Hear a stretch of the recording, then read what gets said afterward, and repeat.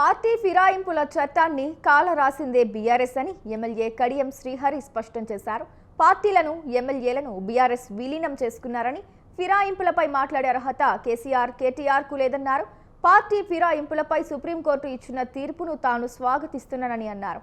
Speaker ఎలాంటి నిర్ణయం తీసుకుంటారో చూస్తానని, ఆయన నిర్ణయానికి కట్టుబడి ఉంటామని తెలిపారు. అధికారంలో ఉన్నప్పుడు వ్యవస్థలను భ్రష్టు పట్టించిన వాళ్ళు ఇప్పుడు బయటకొచ్చి దెయ్యాలు వేదాలు వల్లించినట్టు మాట్లాడుతున్నారని అన్నారు. 10 ఏళ్లలో ఎన్ని పార్టీలు విలీనం చేసుకున్నారు, ఎంతమంది ఎమ్మెల్యేలు ఎమ్మెల్సీలు ఎంపీలను ఫిరాయించేలా చేశారో కేసీఆర్ మాట్లాడాలన్నారు. సమితి అధికారంలో ఉన్న 10 సంవత్సరాలలో అనేక రాజకీయ పార్టీలను విలీనం చేస్తున్నారు. అనేక మంది ఎమ్మెల్యేలను ఎమ్మెల్సీలను ఎంపీలను విలీనం చేస్తున్నారు. ఇతర పార్టీలలో గెలిచిన వారిని మంత్రివర్గంలో తీసుకొని మంత్రి పదవులు ఇచ్చి వాళ్ళను గౌరవించిన చరిత్ర వాళ్ళది. ఒక మాటలో చెప్పాలంటే ఫిరాయింపుల చట్టాన్ని కాల రాసింది వాళ్ళు.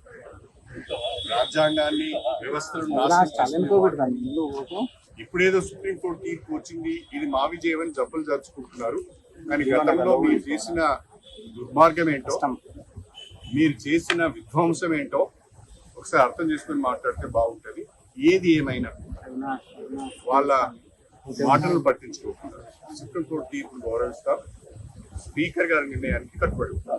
భారత రాష్ట్ర సమితి అధికారంలో ఉన్న 10 సంవత్సరాలలో అనేక రాజకీయ పార్టీలను విలీనం చేస్తున్నారు. అనేక మంది ఎమ్మెల్యేలను ఎమ్మెల్సీలను ఎంపీలను విలీనం చేస్తున్నారు.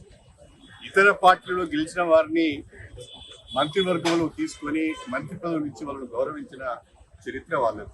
ఒక మాటలో చెప్పాలంటే ఫిరాయింపుల చట్టాన్ని కాల రాసింది వాళ్ళు. రాజ్యాంగాన్ని వ్యవస్థలను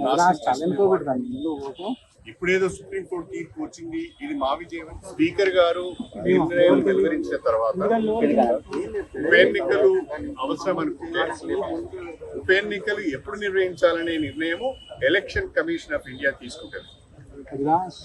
బారాసాకు